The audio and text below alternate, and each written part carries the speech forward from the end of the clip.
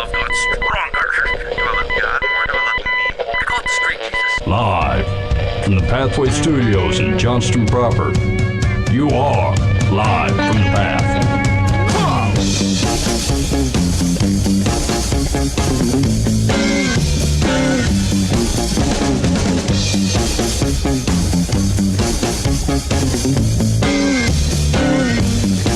I am a working man, I get things done.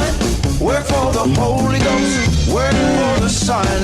I am a working man, oh yes I am. I am a special agent of the Lamb. Now And you're listening to Live from the Path, coming to you from the Pathway Studios here in Johnston proper. Hey, I did hear a guy open his podcast that he was in a town proper. And I said, that is a wild coincidence. Or he's a listener to Live from the Path. I also was at a like a Christian arts kind of conference a week or so ago, and there were three like kind of well-known either like radio producers or podcast personalities and stuff up there. And someone was asking, like, you know, you want to share, like, what are your favorite podcasts? And I knew as I was sitting there, someone's going to come as a dark horse and say Live from the Path. Yeah. And I had committed in my mind that if they said that, I would not wait to vocalize my surprise. I would do it right there in the moment. And I was prepared. Of course. And I did not do that. Because they did not say that Live from the Path was one of their favorite podcasts. You had your shafar ready to go. Yeah, I was ready. Hey, were you wearing any Live from the Path gear while you were at this thing, hoping maybe someone would be like, hey? I did. I brought the sweatshirt, but it was super warm. It was in Tennessee, and so it was too warm. But I did bring my Live from the. Maybe I did wear it one of the days, or when I was there. It did not generate any commentary. Well, Anyway, what a No surprise. fanfare. Yeah. Okay, two quick things, two shopkeep items. The first one is, last show I told you like what the big reveal was. There's a Live from the Path mobile app, and it's in testing phase. I got to make sure this thing is ready for prime time. Now, I mean, I don't like to collect my tears in a vase and show them off to the world, but I'm going to tell you this. I got one person who said, send me the testing link. I want to see if this thing is working. Now, here's what I know is that when I'm actively producing clips for TikTok, we might be at 1,000+ people on a given episode who will listen to it. When I'm not actively producing clips for TikTok, it's in like the 300 to 400s, sometimes 5. Okay, so you're not in no company listening to the program. Thanks for listening. Yeah, I do realize also that like it's very. I often say nobody listens to the show. Don't hear me wrong about that. Like it feels cobbled together. We've been doing it for the same way for 15 years, and to me, it feels like I'm barely getting away with putting this show on. Please don't hear me to say I don't super appreciate you guys listening. I know there's more people who listen than I mention, and I really do appreciate that. If not, actually, still being slightly surprised that you're doing so. And so don't hear me wrong about that. It's more self-depreciation because it feels like we're getting away with something a little by putting the show on. But anyway, that's the positive of the sandwich. The baloney part, the criticism is that you did not volunteer to test the Live from the Path mobile app. Yeah. Okay. So if you're interested in it, okay, and maybe this is you going, nobody wants that crap, which is fair. I would understand. That's legit. That's legit. Yeah, that's understandable. But anyway, 515-517-0085. You can call or text. And if you're interested in testing the Live from the Path mobile app, all I need is your email address. And you got to tell me what operating system you're on because it's a different link whether you're Android or iOS. But anyway, I would say like you got to get to me the next week or two, otherwise you'll miss out on the testing. But the reality is that like I can't release the thing until I've actually tested it with more people, especially on the Android side. They just simply will not let you. And so I need your help. If you can hit up 515-517-0085, call or text, and your email address and whatever the operating system is, I'll get you a link and you just download it, run it through its paces. I think the games are fun. And if you like to, keep track of your favorite shows and that kind of thing, it does all right. It's a pretty good. I use it actually. I started using it for the Live from the Path over the other podcast app. Yeah, I agree. I use it today. Yeah. Okay. Second thing, I told you at the same time that I had like the second big reveal, and it might be a few weeks until I can reveal it. And I do have it for you this week. You are going to have to wait till the end of the show. But we've released a tune. That the Live from the Path is now officially released a song on all major platforms. Should be available in most of those. I think Spotify's good, YouTube's good, Amazon Music's good, Apple Music I think is also good. But anyway, I'll play it for you to end the show. But we are now officially out on the music interwebs. It's about time. Yeah. It burns hot. It's a great song. So we'll show it to you at the end of the show. All right. Okay. The premise of the show today is Mike's posturing is, what if we did a show where you weren't relying on the internet? Which is, I mean, I realize the irony as we broadcast on the internet. For sure. But I was thinking about it that, like, if we weren't be able to pull stories out of the internet, right, and we couldn't source all of our content out of there, can we actually put on a show? Right. What would we be talking about? Yeah. It would look very different. Yeah, it would. And like some of it, we just before the show was starting, we were kind of talking about this a little bit. Some of the reason, we're interacting with some of the news stories and like some of the goofball lists from the beliefnet.org is like they're platforms of which we get to go. There isn't sometimes a lot of ways in which we can share an experience with you or even with each other. It's not like we're running into like all three of us are running into each other outside of the show. Even like I'll see Mike at church. But like it's not like it's happening all the time. And so some of our shared experiences are like shared events that we've read about or heard about or watched or something. And the same thing is true with you guys. And so that's part of why we do it. Also, like it helps us digest it. And maybe you're getting, maybe it's a unique take, maybe it's not. But anyway, that's why we do it. But like I don't always love that either. Yeah. And so it's not my favorite place to start. But like unless we're coming in where it feels like you're coming in hot with some sort of sweet topic, that's we end up doing that kind of thing, and then maybe some advice. And so I think what's interesting, we are still going to source our advice, some dear Life from the Paths, but I think so then the question is that like, I don't know, fellas, like what's going on if we didn't have, if it was just us three in the room, and here's the other problem. We often exhaust this before the show starts. Yeah. Is like, what's going on that's not that? Dan, you recently had it. I think it's maybe wrong to say it was a heart scare, because it seemed like it's okay, but like, yeah, you had the Fitbit told on you. Yeah, the Fitbit. I think it was Thursday. I went out and mowed my yard, did a bunch of yard work, blah blah blah, a bunch of stuff, getting it ready for winter. Yeah, and I sat down that evening and watching television or something. And my get a little alert says, "Hey, your heart's in AFIB." I thought, I don't even know what that means. It must not be important because you think I'd know it if it's important, right? So I just kind of, okay. And then the next day I went and did my stuff, did my day, and I'm in a Kiwanis group. We had a trunk or treat at the Miracle League downtown, and all these little kids were coming around and doing that. And I did all that thing, and I came home, and it says it again, your heart's an AFib. I thought, man, I should figure out what this is. I wonder if that's like, a serious thing. Yeah. And so I jumped on Dr. YouTube, and some of them were like, oh, yeah, lots of people have that. It's no big deal. And other people were like, oh, you're going to die immediately. And because what it could do is your heart, like the top and the bottom are not pumping in conjunction. They're just not communicating. They're not playing well together. Yeah. And so that can cause blood clots, which could, if it's released, go straight to your brain, cause a major stroke. I thought, okay, so that sounds pretty serious. So, I text my wife. And I say, hey, by the way, a couple screenshots. This, the heart rate gone from 85 to 180, multiple times during the day.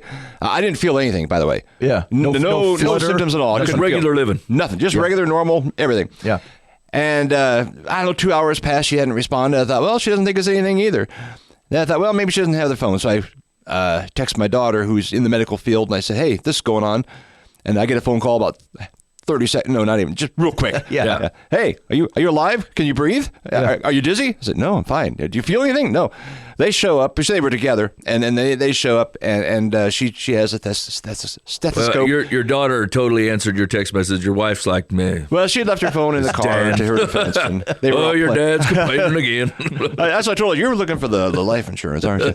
And anyway, they get me to the hospital, and I'm thinking it's Friday night. Then I'm thinking, I'm just going to sit there, and I'll just go in Monday. And they're like, no, you're going to go in tonight, or we're going to call an ambulance. And I'm like, oh. So how embarrassing. I know, like, what's wrong? Well, I don't know. Nothing. My daughter had to send the medical wagon because I refused to go in. Exactly. So yeah, they put me on a blood thinner, which will keep the blood clot from doing anything. Yeah. And they said, a lot of people don't even know they have this, and they have it. It's just really common. And but then I sat there for 4 days. I was in emergency for 24 hours before they found a room for me. And then 3 days later, they finally did this little 15-minute procedure where they shocked everything and put everything back. And like, well, I was asleep, so I never felt anything the whole time. It was just a big aggravation.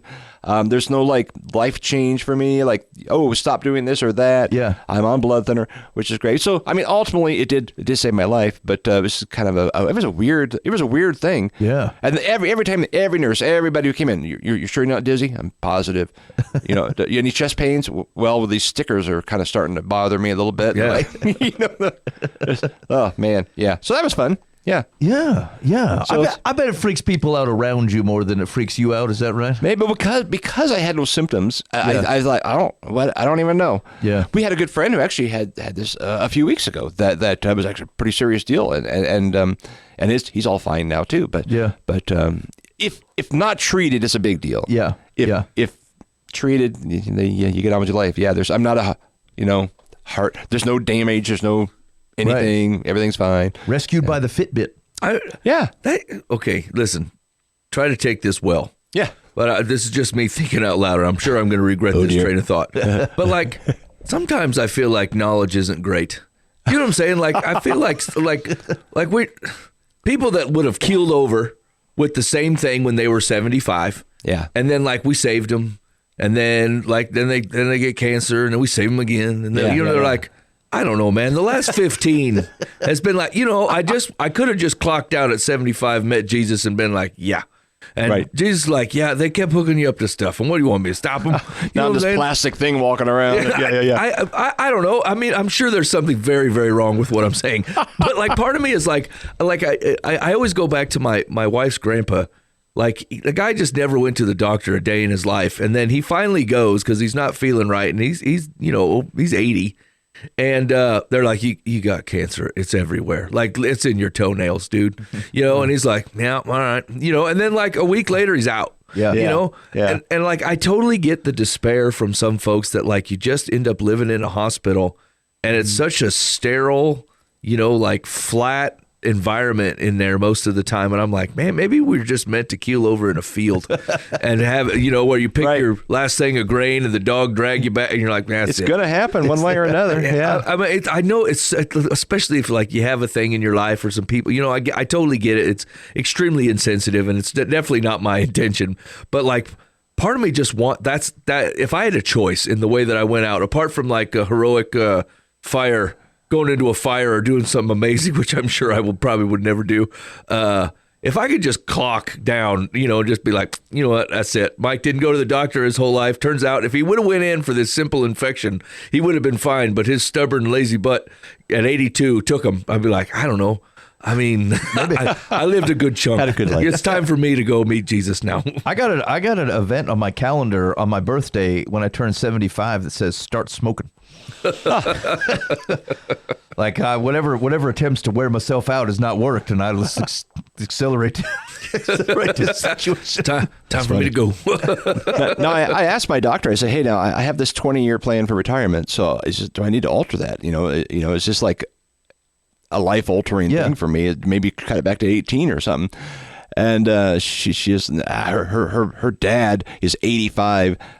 Full-time farms his 1,400 square acre farm, and she goes, he's out harvesting right now as we speak, and he's doing fine. He's had this thing for decades. Yeah. It's not going to affect you at all. Like, I was thinking about farmers today. So I live kind of outside of town. I'm right across the street from a guy who farms all quite a bit of land, and my wife has been on me pretty solid for a good decade about my lack of exercise. Like I just am not, and I sit on my butt for a living. Fair enough. I sit on my butt in here. And then I just like to do that. You're doing jumping jacks and you're pumping iron and you're like winding yourself out by what's the thing where you get on the ground and you do the push up and jump back up? Oh, the burpee. Oh, for heaven's sakes. Now, so I think about this burpee, right? Because this is what awaits me. I was supposed to get up and do it this morning. I just have no motivation in the morning. I don't know. I gotta do something different. But like, then I think every farmer I know, this man has not done a burpee in his life. Right. He's never going to do a burpee in his life. But every farmer I know is like 80. Yeah. They're 85. And I hear I think the part of it is to go, well, like they're up moving. For sure. So like some of it is just like the job I have. If I didn't work the job I had and my normal life was moving, but I will tell you the amount of movement a farmer does today is not the same thing they did 50 years ago. Maybe you should carry a couple 5-gallon buckets around with you. You just sit down at your desk and have them full of grain or something. You were going to feed the pigs or something. Yeah, I don't know. Just something to mimic it. Yeah. I just don't like. I would. So what I was trying to figure out is like, how can I change my lifestyle so that I can get the advantages of the farmer gets without, he still ain't doing a burpee. I'm just telling you, even if he's like digging a hole, he's putting a post in, he's like chasing a cow down and wrangling him around. He's still not doing the burpee. It's an unnatural thing to do, and I don't want to do it. But I do need to fill the gap some way, because I will sit my butt into the grave, and that does seem like a bad way to go. Like, that's not going out with my boots on. It's going out with my trousers. A slow fade. Yeah, like it ain't go good. I think it's an odd way to look back at history, right? Because like people aren't just that naturally healthy. Like we are totally soured by movies and stuff. You're like, man, everybody in caveman times was ripped, and like all these Romans ripped. You know what I'm saying? Like, everybody's wearing like these real revealing like armors, and like the truth of it is, the point of the armor was to cover every inch of your body. Yeah. They're not like, hey, just so you can check out half my six-pack while I'm out there whooping dudes with this 85-pound sword. Yeah. Like, these are lies, you know? Yeah. And the lie is that people were in better shape back in the day. They were not, right? They just definitely weren't. But the thing that they had that we have longer lifespans, that's true. But, like, we lose purpose and intention.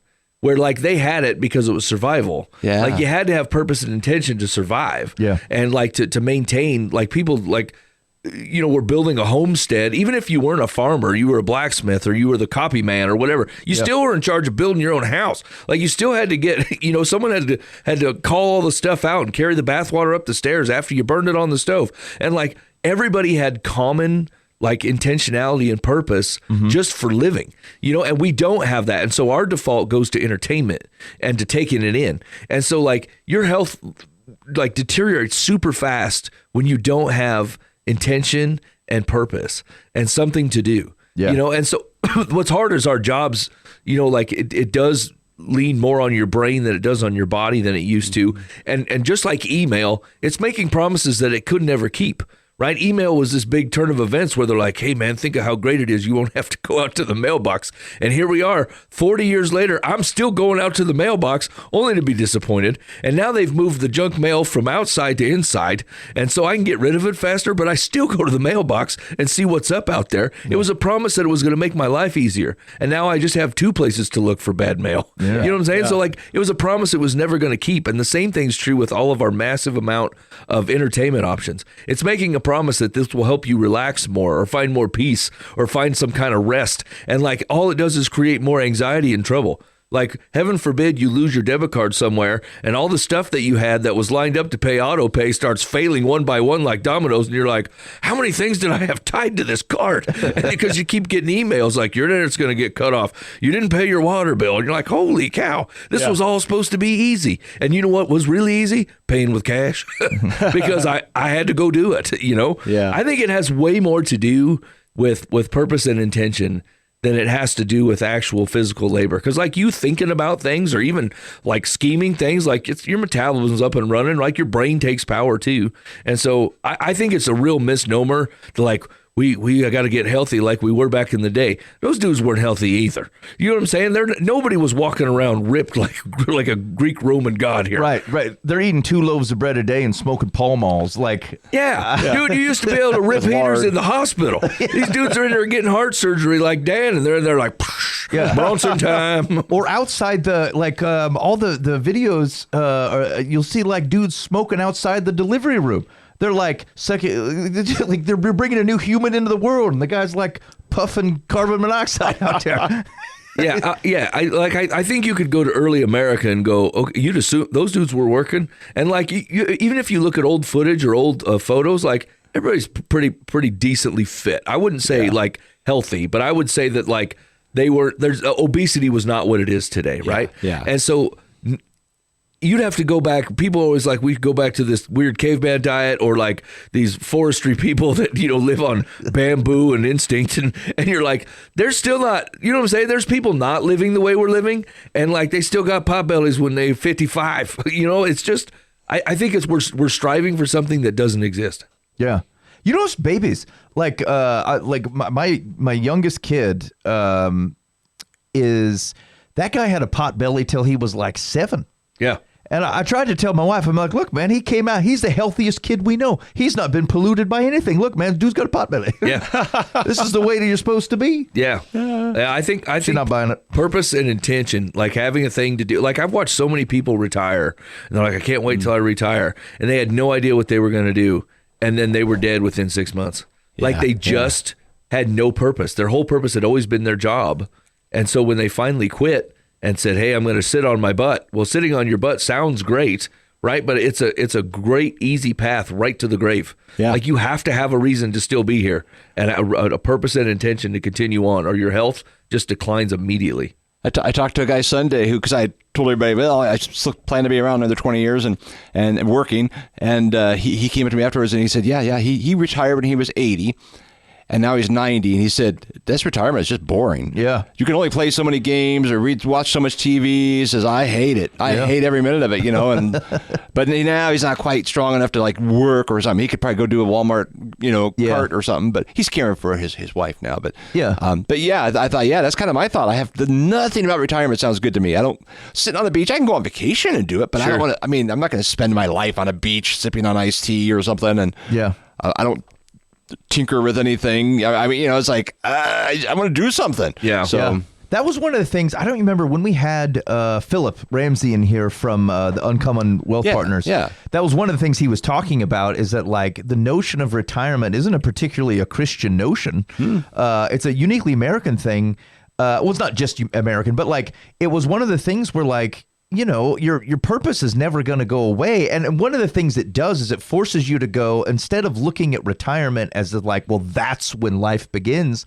Like, no way. Like, your life is happening right now, and it forces you to be more intentional with your right now, as opposed to just going, if I do a bunch of crap I don't like and I don't think it provides any purpose in the world, but I'm going to struggle through it until I get to 65, of which then ultimately I can very wealthily perhaps kill myself faster. Like, and that ends up being your situation. And so I think you're right. And it's interesting that you brought that up, because that was one of the things, this is a pretty serial struggle, I think, in my life of thinking about, am I using my time with intention? And I don't just mean that like it has to produce some good. I just mean like I have not read a fiction book in a decade. And I like to. I was saying that I was at the Hutchmoot conference, like the Christian arts type of conference, and like every time, this is the second time I've been there with my oldest daughter, and like it's just so invigorating, because like people are talking about they're singing and they're talking about literature, and people are like painting and doing poetry, and I don't paint or do poetry, and like I only like some of it, but like it's it is energizing to me to like read something that was really well written and that interacted with interesting ideas, and to see people who are really good at their craft and then to hear them tell a story about it. Like, that stuff is energizing to me. And then I go home and I don't do any of that. I don't read it. I used to be when I was in like college, I was an English major. I was a pretty good writer. I've been trying to write a devotional lately, and I suck at it. I can't find my words anymore because they're not in there. I didn't pour them in. The words that are available to me are dry academic like commentary stuff, which isn't like I love that too, actually, but it is imbalanced vocabulary that is at my disposal. And I thought, like, I'm trying to paint with colors I don't have. But it's not like I can't though. Like I'm not. I'm constantly worried that like I'm not living my life with an intention. Do I have time to read for 20 minutes? Yes, I do. I have it. As much as I'd like to try to convince my wife that I don't have time to exercise, that's hog spit. I most certainly, I can do it. And maybe I don't want to commit an hour to it because frankly, if I was going to get up an hour earlier every day, if I had to choose between a little bit more time reading for fun, reading in my Bible, praying a little more, maybe texting some people and telling them that I'm praying for them, if I had to choose how to spend my hour, I'd choose those 4 things before I'd choose the burpee. And like, I probably have to find a balance in there. I should be doing all those things. But like the answer also isn't to just like stuff your day full of all the things. Because if you think, to your point from earlier, if I think about 30 years ago, I do have to pay every one of my bills by looking at it, writing a check, getting a stamp for it. And like people seem to have time for this kind of thing. And like I think there is something, without being like a complete Luddite about it, there is something about talking about me, Dan. I am talking about you. Without being like so the guy, part of the Hutchmoot was started by the Rabbit Room, which was like a collective of artists and things in Nashville, one of whom is Andrew Peterson. He wrote the Wing Feather Saga books. Oh, very good. They're excellent. He's also like a singer-songwriter. And they one of the things I got onto Substack like last year after this conference because I'm like, it's long form writing of thoughtful people. I'm like, okay. And so I got on there and because that guy was publishing stuff, and then he publishes like, I don't know, a few sonnets for Lent and then nothing for 8 months.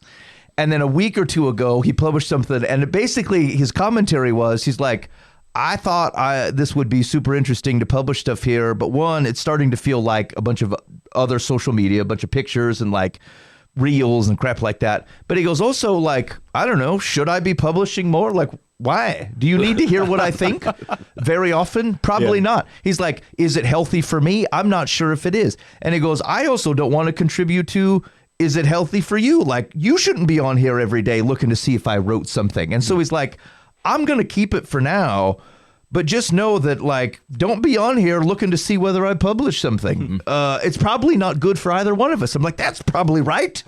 And so anyway, I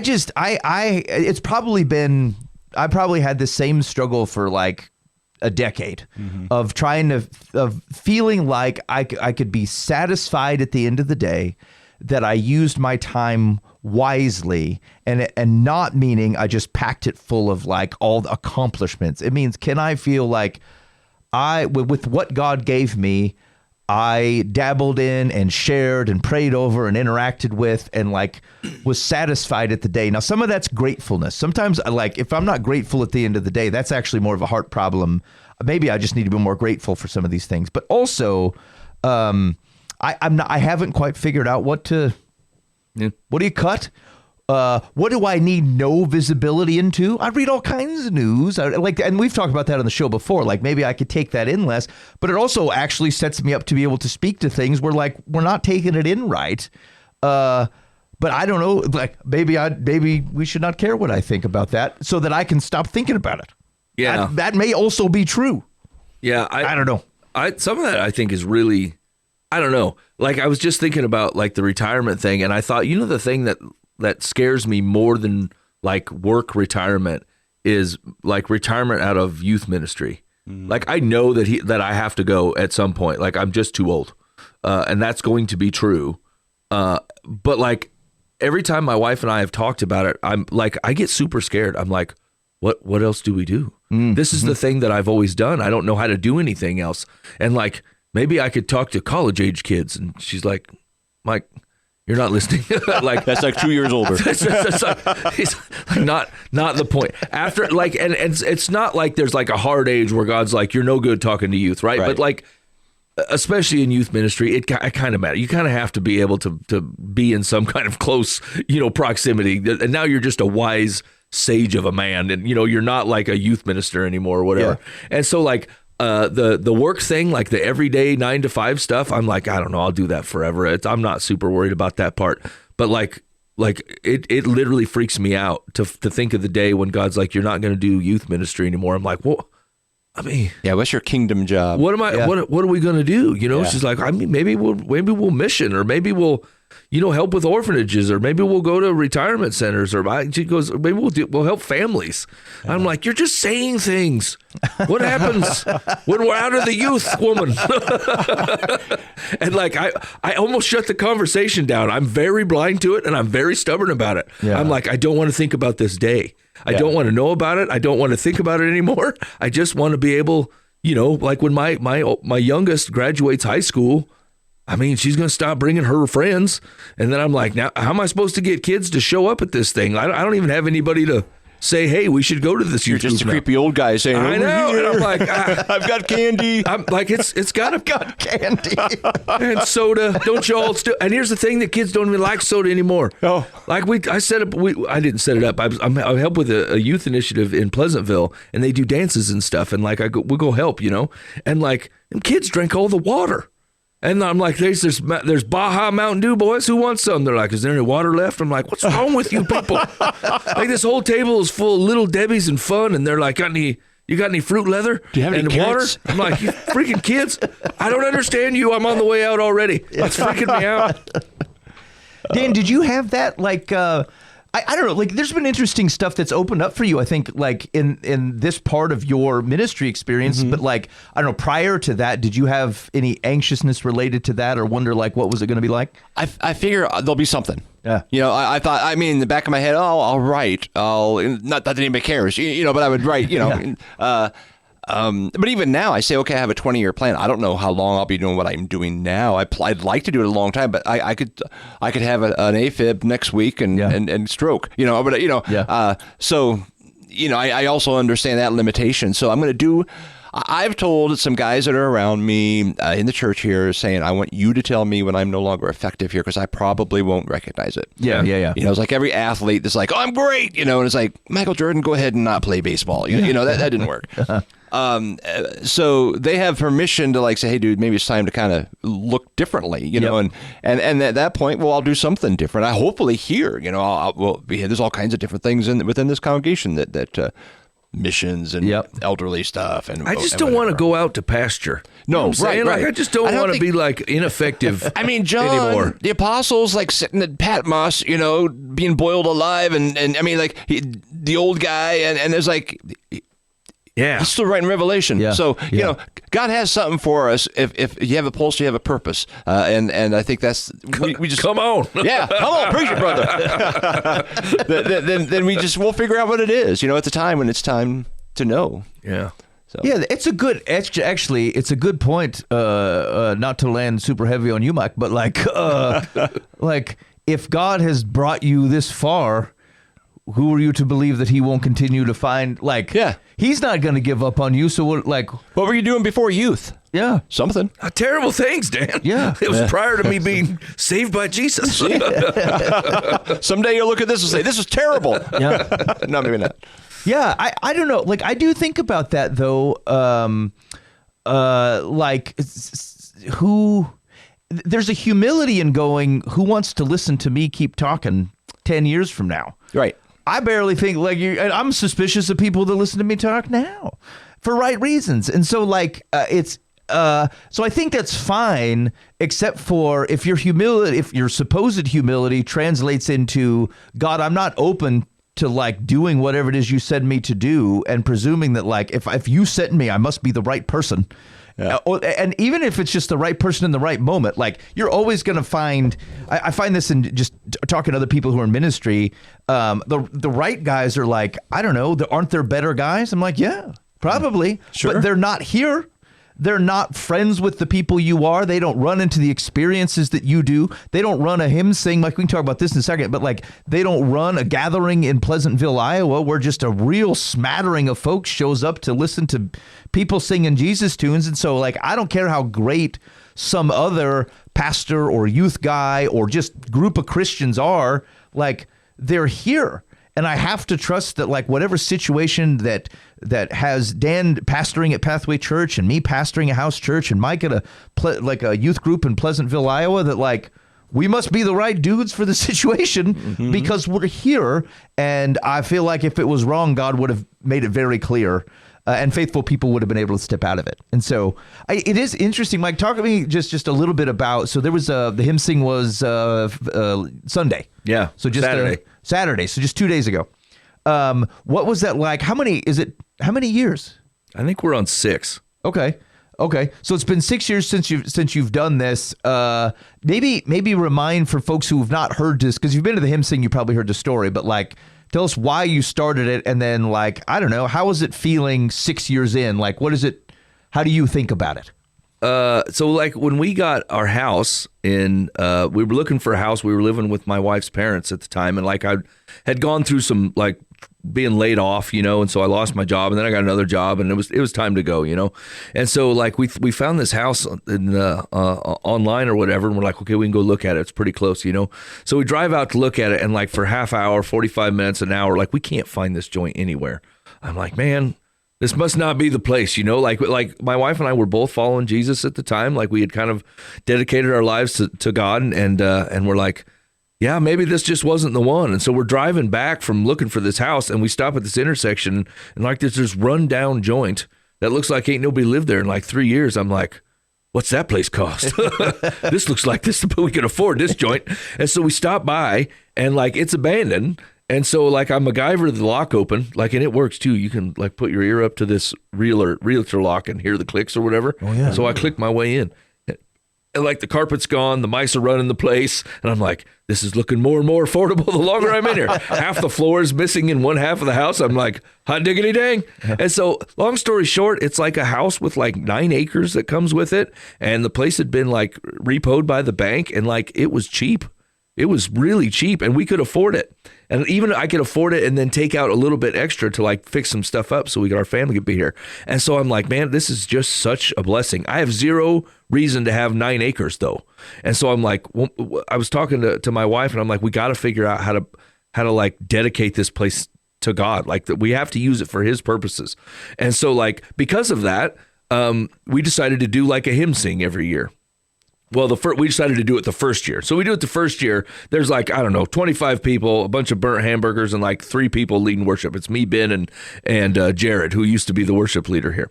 And it was okay. It was fun. Like 25 people showed up, and we had a good time. It was great. And then we started well, it was in the middle of summer. It was too hot and gross, and it was daylight, which kind of ruined it. So we're like, let's move it to fall, and let's try it again next year. And so like, whatever, here we are 6 years down the road, and there's all kinds of people at this thing, and it's super awesome. There's like, I mean, it's north of 200 people show up. Everybody brings food, and like I get a band together, and like Ben will run sound, and I got a bunch of youth kids that are like doing background singing and playing instruments and stuff, and my own kids are helping, and like the night turns out that it means a lot to people, right? Like they get a chance to like just sing and be outdoors, and like we got lights all strung up, and we offer a time for people to come up and talk about like what God's been doing in their life, and then I get to share my stuff. It's almost like a how the year went, thing, and how good God is in the Foos life, and so like I get to talk about that every year, and like it's just a really great time. And like we've met a ton of people in the last 6 years, and so like people who we don't go to church with, or most people who don't even know Jesus, they're just like, yeah, we'd love to come out, and like it's a really good time, and it's pretty well attended. I tend to have a hard time getting worship leaders to help me, which is super weird. Like they're super busy all the time, and they're like they can. So I always end up with like a amateur band, and they're always awesome. Like they do a really, really good job. So anyway, like it's been a great way to continually like turn the place over to God for a night, and just spend a night worshiping and whatever. And so like it's been really, really fun. I tell you, the hard thing is like if you have a different collective of Christians coming together, figuring out what songs to play is tough. Yeah. Because like you go to church to church to church, and like what's a normal, regular, we sing this song all the time. This church ain't never heard of, like, and so like it takes me a really long time, and like I have to pray a lot about it to be like, God, I don't even know what songs to play, because like people have a hard time worshiping to songs they don't know. And so like sometimes I'll leak the playlist ahead of time and be like, here's what we're doing. If you're one of those people that wants to know, take a listen to these before the thing fires up. So you feel like you can hands up, close your eyes, worship. Yeah. And other people are like, no, I want to be surprised. Because then a song will come on and you just feel like this big Jesus hug happened to you because you didn't know this was coming and it's like your tune or whatever, So anyway, we just got done doing it on Saturday, and it was for the first 5 years, like every year the weather's been really dicey. And every year, just about 5:30, God calms down the wind, the projector screen stops blowing over and falling apart, and it's just a peaceful, calm night. And it's been true every year. There's been rain in the forecast, 25, 30 mile per hour winds, which will knock the projector right over, and like God just calms it down. And so the same thing was going to happen this year. I looked at the forecast. I'm like, oh man, this is going to be bad. It's going to be windy, and maybe it might rain a little bit. But I'm like, look, we're working on the principle that God does what he wants. So like, we're not rescheduling, we're not canceling. And the day came, and the Lord did not quell the wind. And it was windy, and it was cold. And I'm like, it was super weird kind of, because I'm like, God could definitely shut this wind down. And I put it out like on our Facebook post. I'm like, look, God always calms down the wind. We're not canceling. I didn't promise he was going to calm the wind down. I just said, he always does. Yeah. And he didn't. I mean, it was knocking stuff over. The projector ripped and like lost all of its air. A big glass of water tipped over and spilled all over the piano, and I think probably ruined it. Like, it was a night. It was kind of wild. But like, people stuck around, and everybody was worshiping, and like, it was cold and it was windy and it was super fun. And then like, somebody yelled from the crowd. I'm like, I prayed about this wind. I'm not exactly sure what's going on right here. And like, someone's like, fresh wind, fresh fire. And I'm like, fresh wind, fresh fire. Come on. Okay, this is what we're gonna do. So anyway, it's really a fun, like, it's a fun night, and like it goes, like, on my perspective, it goes by really fast, right? There's like weeks and weeks and weeks of prepping and like writing song lists and like getting a stage put together and lining up people and food and all this jazz. And then the night comes, and like, I miss most of it. Cause like, I can't hear the people worshiping, cause like, I'm singing into a microphone. I can't hear people singing. And like, I don't get a chance to talk to very many people because I'm busy, like, getting stuff all ready for the whole thing, and like, the night goes away, and I just have to wait for people to tell me what it was like later. And it's super weird on an event like that. Cause like, it means a lot to folks, but like, in the moment, I miss it, like, I miss the whole thing. I just kind of get the wrap up at the end of what people, like, how much it meant to them. And so like, it's really a really fun thing that we continue to do. And like, I thought about that in the same vein that I thought about youth ministry. I'm like, when am I too old to do the hymn sing, Mm-hmm. Like, when am I that 60-year-old dude and his buddies up there, and they're like, man, you know what I'm saying? They're like, they got to go. We need some fresh talent in here, And like, when will God bring someone to replace me? That's how I feel about youth ministry. That's how I feel about hymn sing. That's how I feel about a lot of things that God has me doing. The thing's not going to drop. I'm not holding anything up. But like, when will God bring someone to replace me? And will I graciously be able to look at it and go, if I just got to do hymn sing for 5 years, that would have been enough. If I got to do it for 1 year, that would have been enough. Yeah. Like, will he change my heart in a way that goes, you didn't stop the wind that 1 year, Lord, but otherwise you've been really gracious in us having this thing. And now you're replacing me with, this guy. And like, they're going to do it at their house, and it's not a thing for you anymore. And I'm like, I hope that I'm gracious when that time comes. And the same thing with youth ministry stuff. Yeah. Go ahead. No, I was going to say, I don't know if this has changed in me, but like, if you think about, so the wind really kicks up, starts to like sprinkle and rain a little bit towards the end of the thing. And so like, there's just like a mad dash to like collect all the stuff and like run it into the garage and try to keep it out of the rain. And like, what another fun, cool story. Like, that the thing you're going to remember it was so rough and like everyone was hauling around. Like, the power of, again, of shared moments and shared memories, and like, if you can think of them that way, it doesn't matter that it, you had to cut 3 songs. It doesn't matter that like it was a real mad dash, because you remember the mad dash. And the reason it's fun, if you're doing it by yourself, it sucks.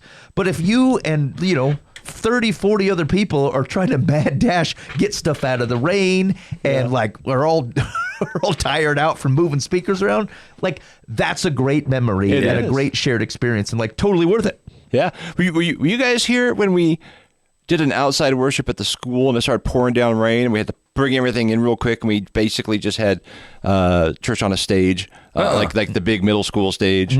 Okay, that must have been before you guys. It was kind of the same thing. We had the curtains up, we had all the stuff. It was like, oh, we're gonna do a great outside event. It'll be the best thing ever, you know. And just a horrible Sunday morning storm, and there's like, but it was a blast. It was one of my favorite worship services ever. A Pathway. I had a guy that like he doesn't follow Jesus, like I know him, but he doesn't follow Jesus, and like he had said, he said, I can't remember the last time I was that comfortable anywhere, and like like what an awesome environment, like just to have a group of people who love Jesus, all singing and worshiping, and like someone who like he knows these folks, but like it's not his religion, it's not his gig, it's not what he does, and like to feel completely comfortable there, that it's just a bunch of people singing worship tunes and eating food and hanging out. I'm like, yeah, I will go through whatever time and talent and expense this thing costs to make sure that this shows up like every year. We invited, in fact, Jared was in here from Sheepgate 3 weeks ago. And so we invited the Sheepgate guys out, and like they showed up with a van full of dudes. And cool. I got a chance to talk to a couple of them, and it was really good. Like, and it's always this way. And so I met, like I said, during the event itself, and I actually was talking to my daughter about this because she was singing as one of the background singers, and she was like, I feel really bad because I was kind of worried like how I was sounding and how I was, singing or whatever. And I said, I want you to not be too hard on yourself, because like every once in a while, like it's really different sitting out in the crowd and worshiping, like, and this is the same at your church services too. And then like someone's got to be playing instruments and someone's got to be singing in the band, and, and it's a different experience for you. So like you think that you can get up there and just get lost in the worship but like your brain's got to be like, hey, there's a chord change coming up, or hey, the tempo is going to stop, or like, hey, we got to do, like, you're doing something too. So you can serve God in an obedient way, and like by just doing the thing that he built you to do.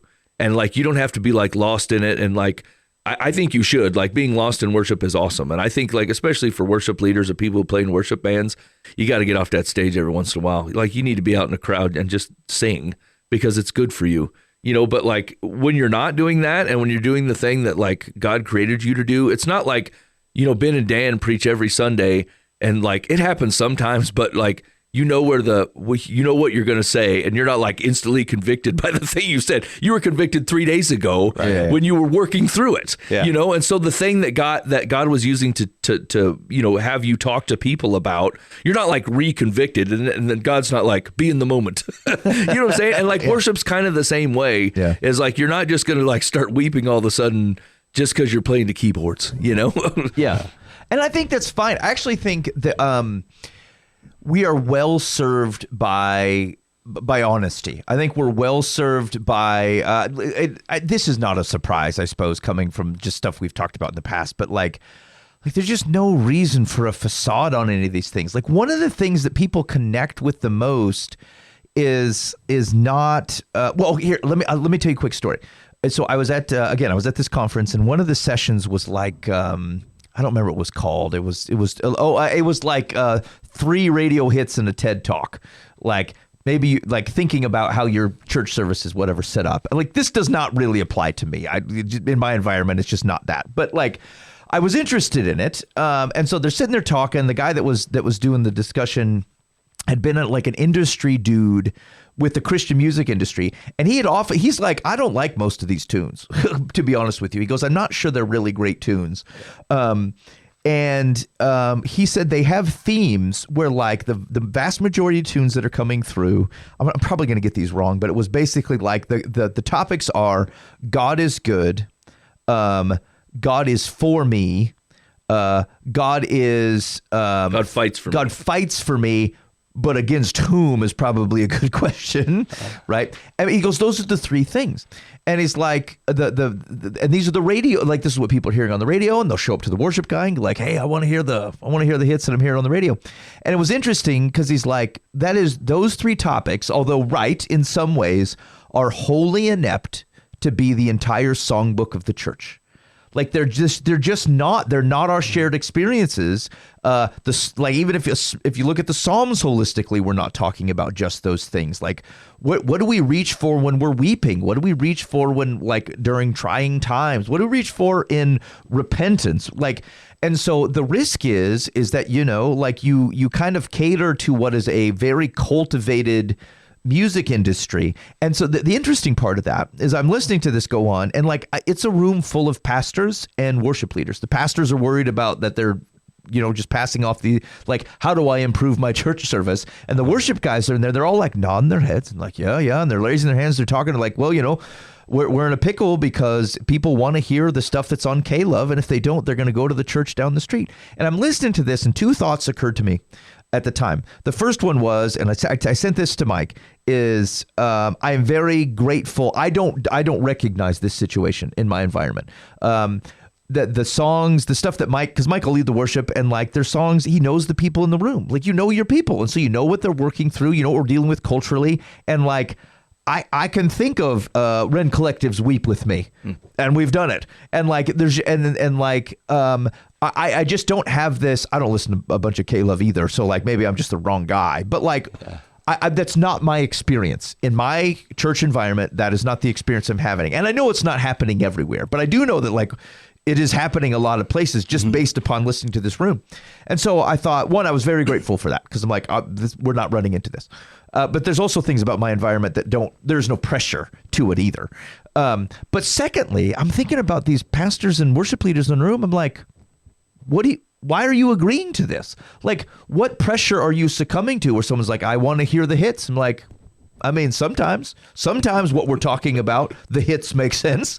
And then, but I don't not teach on whatever's coming up because someone goes, what I'd really like to hear? Jonah 3. and that really resonates. And I'd be glad to talk with you about Jonah 3 if you're real excited about it. But I don't decide what I'm going to talk about and not talk about just because this is the thing that you like. It's it's okay to know that. But they felt it was, there was something that was depressing to me because these people are talking like they're hamstrung. Well, this is what people are expecting. I'm are you the pastor or are you not? Are you leading people in this way or are you not? And I understand there's a pressure to it. Going down the street is sad, for one. You also have to keep the lights on. I get it. I get that there's something to that. But just the kind of the shared lament in this space around, we feel like we have to do this thing and we have to give what feels more TED Talkish. I'm you should just stop right now. If it's not right, if it's not the thing you should be doing, then lead it. And if people go, and if it means that your building gets smaller or your gathering's not the same thing because that filtered people out, I'm sad about the people not being there because they're missing out on the true thing that you're actually doing. And so it was just an interesting reaction to see a lot of these folks, some in very big congregations who felt this pressure. And again, it's not to say that it's not that your sermon can't have motivation in it. Jesus is motivational at times. It's not that you can't play the hits. There's a lot of really good songs that are popular, and they're popular for good reason. They're great. The words are good. They're a salve. It's fantastic.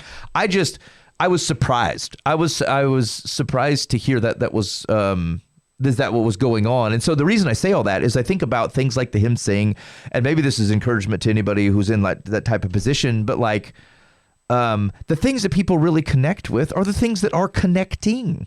Mike did a song, there's a song called The Watchman by Josh Garrels. And I think even if no one had heard that, because I think most people probably hadn't heard that song. Yeah. But the thing that song does for you then starts to help people connect with it, not because they love Josh Garrels or they even particularly love the tune, but then now they relate a heart that goes, I just want to follow Jesus well, and I'm waiting for things, and it's not always easy to wait to see God do things that I really hope he's doing. And then that connects to them, and then that song becomes a salve to that for them, even if they wouldn't have normally pulled it out of the player. Yeah. And so I guess the point is to say, there's things that tingle your ears and sometimes get your heart in flutters a little bit. It's the AFIB of the worship community. But the things that I feel connect with people are Dan's lived life and then how he relates to the way God moves in Scripture. And then, like, sometimes that's the thing that helps open something up to them in ways that, like, the story itself didn't. They saw humans in it, because there's a reason God tells stories through human interactions. Like, we didn't just get Hammurabi's code dropped down. We get even the Torah in Leviticus, which is the driest book ever. You get those always in the context of God's people tried to do a thing, they screwed it up, so God had to give them more direction to help refine that they're seeing it wrong. And then you get another vision of God's people doing a thing, and then they screwed that up, and they got more. Like, even that was a narrative. We just don't have a dry God. So it's connected to human experience, and I think that's where something like the hymn sing efforts, and like just even the normal church services, like the human connections and how they relate to the things that are going on, are the things that they actually remember, and I think are very powerful. I actually I started a like a subset youth group called Hope on Offense, and it's like these kids that like they love Jesus, and I'm like, there's regular everyday youth group, and then there's us. We're the SEAL team of this operation, and so we meet secretly in the winds, and and we set it up. We're like, what did I say? There's 3 things that I set them up to do. And it was actually a thing that God had put on my heart while I was on vacation, and it was just before my friend had passed away in a car accident, and I was all psyched up about it. And then the car accident thing happened, and I kind of got sidetracked. And so in the middle of my laments and my sadness, like I remember this thing that God had me doing, and I'm like, well, I'm tired of playing defense, so we're going to go on offense. And so like I got these group of kids together, and I said, all right, guys, here's what we're going to do. We're going to operate on 3 principles. 1, we have to pray like the Holy Spirit is actually active in doing something. Like you believe that the Holy Spirit moves in people's lives and does work, and you need to pray that way. I'm not saying that you can't pray for your volleyball match, but I would prefer if we're praying for Jesus to show himself to the opposing team. That's what we're praying on, stuff like that, like in the streets. And then the second thing was burning their stuff in the streets. So like if like I related it loosely to some scripture between wives and husbands about like basically God not listening to a man's prayer who is not being serving to his wife. And I said, look, that's not prescriptive amongst all of scripture, but I do like it for this example. So I'm going to say this. If you have some things that are blocking your prayers from being heard, you need to burn them in the streets right now, and you need to find a guy. So everybody was in charge of praying consistently like the Holy Spirit actually moves and works, burning their sin in the streets so we can get past our gunk and get to doing the thing God's got us doing. And the third one was everybody's got to take somebody to coffee. And I showed up with a pile of gift cards, and I go, here's $10. And if you burn through this one, come get another one. But like everybody's got to take somebody to coffee, and it needs to be somebody that you would not have normally taken to coffee. And here's the thing is you're not going to talk about Jesus unless they bring it up. You're just going to, here's the 2 criteria is 1, you're paying with this gift card. And 2, at the end of the thing, I want you to ask them if you can pray for them. If the conversation in between all of that is just, how are you? How's your family? What's going on in your life? And Jesus doesn't come up once, we're going to let the Holy Spirit control that. But at the end of the time, I want you to ask them if you can pray for them. That's good for you and them, because you need to get used to asking people if you can pray for them. And like they're doing it, and it's awesome. And like they're nailing it. And I'm running out of gift cards. I've had to resupply twice. Nice. I get more gift cards. And people are like, can I take somebody else? I'm like, yes. They're like, can I take a person I already took? I'm like, yes. Yes, you can do that. Can I take my friend? No, you can't take your friend. They already love Jesus? Yes. I'm like, no.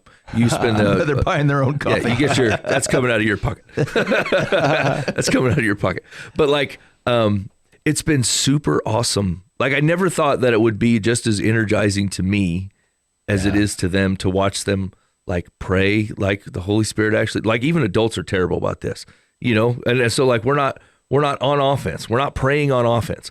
We're praying for like, keep sickness out, or like, don't let peace be disrupted. And God's like, yeah, I don't know. I brought a sword. So you guys do whatever you want, but we're on offense. Yeah. You know what? I'm like, we got to get on with this thing. You know, it's super, but like the whole reason I brought that up is because I feel like if maybe there's a thing that maybe God is walking me through, it's like, his church is built on connections and validation through changed lives of other people. And hot dang, if I don't know that people are like, here's the program, here's the discipleship program to run them through, or here's the class. And I'm like, you guys, look, meet a guy, get to know that guy, and go, that guy's life is different. Talk to me. Do you know what I'm saying? Like that, like I don't know. There was in fact, Bethel put out a tune like, we're going to have another Pentecost. I'm like, I don't know. You already got one Pentecost. Yeah. You know what I'm saying? Like, who's calling another one? I think God gets to call. Trying to organize a Pentecost. Yeah. I mean, this showed up when the Holy Spirit showed up, and you're like, we should do that again because this other stuff is real. It's real grating. It takes forever. You know what I'm saying? And so, like, in fact, the guy, remember we were talking about this a couple of weeks ago, the guy that just Holy Spirited people. Oh, yeah. And like, they're like, yeah, I got to turn my life over to Jesus. And for a week, I'm like, man, that's so easy, Lord. This having coffee and Bible studies and like dragging it out for years while people still make bad decisions, like that really sucks. Can't we just show up and be like, wham, here's the thing about your past. Oh, Jesus knows me to my soul. I repent. You're like, wow, that's definitely the way to go. This church service business is stupid. We should definitely just attack people once at a time. And so like, that wasn't really part of the Hope on Offense planning. But after I saw this guy do it, I'm like, man, Lord, is this a possibility? Because this seems way better than this putting on a service and hope someone wants to talk to you later. You're like, that sounds like it kind of sucks. But long story short, like of all the things that like the worship leaders are sitting in this thing, and and the pastors are sitting in this thing, and like, will you just shepherd the people that God's put in front of you? You know what I'm saying? Like, look at your room, pray about your room, pray about them, pray about the song, pray about the sermon, and then go do it. Yeah. Hey, you've been listening live from the path. Thanks for hanging out with us here. We appreciate it on the no internet week here on the program. The Luddite Revolution, or Mike's Home Base. I love it. All right, hey, if you got any thoughts on, I don't know if you have a reaction to any of that stuff we're talking about, you can hit us up on the Live from the Path complaint line, 515-517-0085. Call or text, and we'd love to hear your, thoughts, feedback, any other smattering of information. Hey, dude, you got to stop using the word smattering. Why? You did it last week, and now you probably used it 3 times today. I'm caught on it. It's too much. It's going to take another. It's going to take another week to get rid of it. Hey, do you want to run through one advice? No, we're out. No internet. Yeah, I think we're gonna. Well, okay, let's do one. I'm very hard pressed to say. Like, I feel like that's the one thing that's been really consistent at Live from the Path, and we've always done a Dear Live from the Path. That is true. Okay, let's do one. Hold on, I had a really good one. Now I lost it. Oh no, we're gonna read this one instead. Okay. All right, ready? Dear Live from the Path. I text my older sister often. Last month, I sent her a long message consisting of information and chit-chat. To my surprise, it was not answered by her, but by her daughter, who I am not fond of. My message was not meant for her daughter, and although the information it contained was not critical or embarrassing, I am offended that my text was intercepted and answered by someone other than the intended recipient. Yeah. Am I wrong here? The entire situation is now blown way out of proportion, and we are no longer speaking. Ooh. Please advise. Wait, this is a friend or the sister? Sister. This I thought a sister, and so she mad at her niece. I don't like my niece. Yeah, I guess she's not a fan of the niece. That's rough times. Yeah, it's hard to be on your side, lady. I don't think your phone is your issue. Yeah, I think you got some different problems here. I'm going to tell you what, like, my kids will sometimes read my text messages. Yeah, that's holistically, I don't care. Yeah. Unless I'm texting my wife. It's generally not about them, but it might be about something else. Yeah. And you might learn something you don't want to know. Yeah. And that has happened. And they're like, Dad. I'm like, stop reading your mom text messages. Yeah. Why don't you stop being so nosy? It's none of your business. What I say to my wife. Yeah. I think, it's good to know that someone might not be protecting their text messages, across the board. I wouldn't be mad. I would just be, now you're informed. And so just respond accordingly. There's no reason to be upset about it.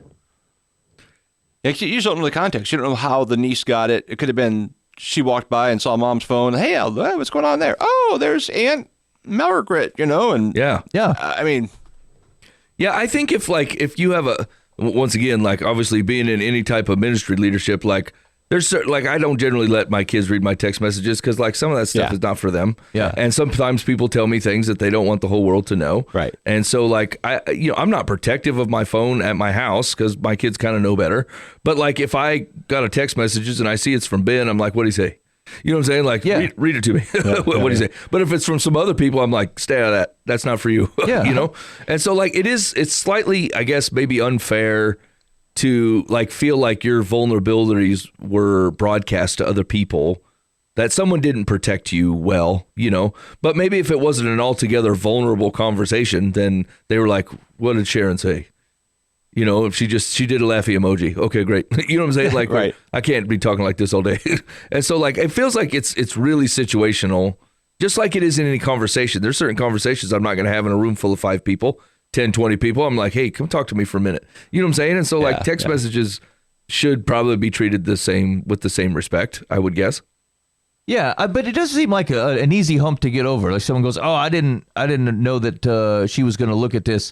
Do you mind? I'm slightly worried about some sensitive thing I may say. Do you mind if she not look at it?" And then, so both of you should just easily get over it. Yeah, right. Like that. This should not be a major hump. It's like, and even if you walked away and go, "Look, your Aunt Betty's a little overprotective. Just make sure you don't read if she sends over." Okay. Yeah. Like, it's not like your niece deserves to see the text message or needs it in some way or another. Like, just accommodate. Don't be a turd. Yeah, and you should stop disliking your niece. What's the matter with you? Yeah. Come on. Yeah, there's some deeper family issues there. Yeah, you don't get a smattering of nieces. Ben. You just get one. Here's the thing. It's like, who dislikes a child? Even up to like, even in their teenage years, some of them get a little bit rough. Sure. But like, who looks at you were a teenager, you have no clue how the world works, so you have no idea who you are, and you're trying on all these coats and acting like a fool, and like, if you can't see past this, you're a terrible adult. Yeah. You know what I'm saying? Like, you can't look at your own experience and the experience of everybody around you and go, well, I wasn't the same person I was when I was 17 and running my yap and being a jerk. You know what I'm saying? Like, take a couple steps back and get past yourself, you boob. Yeah, agreed. Okay, here's Secular's advice. I find it odd that your niece would answer her mother's texts unless she was asked to do it. Did your sister take offense because she felt her daughter needed a defending? Your next step should be to get your sister on the phone so you can talk this through. Apologize if you may have overreacted, but consider what happened to be a warning that when you text, email, or call your sister, it won't necessarily be kept between the two of you. Private communications may have to be face-to-face. Yeah, I mean, that's the only way to do it, to be honest with you. Get yourself a parking garage and about 11:30 meetup time. If you want it completely protected. Yeah. I think this is just a problem of the modern age. You know what I'm saying? Like, people always have text messages roll on their phone. And like, I don't like people being super grabby about their phone because it always feels like you're up to something. Yeah. But at the end of the day, some conversations are private conversations. And if you choose to have them over text message, you should protect people from that. Like, they should feel like they're just talking to you. Like, you ever get someone call you and they're like, am I on speakerphone? I'm like, and this happened to me quite a bit, actually, because I talk a lot on speakerphone because I'm usually working. And so I just, answer the phone and put it down somewhere and then talk to him while I'm doing the thing. And like, boy, it used to make my old boss real mad. He's like, am I on speakerphone? I'm like, yeah. Well, take me off speakerphone. I'm like, I'm not doing that. I'm in the middle of doing something right now. Like, why don't you say stuff that's palatable for the whole environment? I don't have to, like, be careful who comes in, honestly. Yeah. Okay.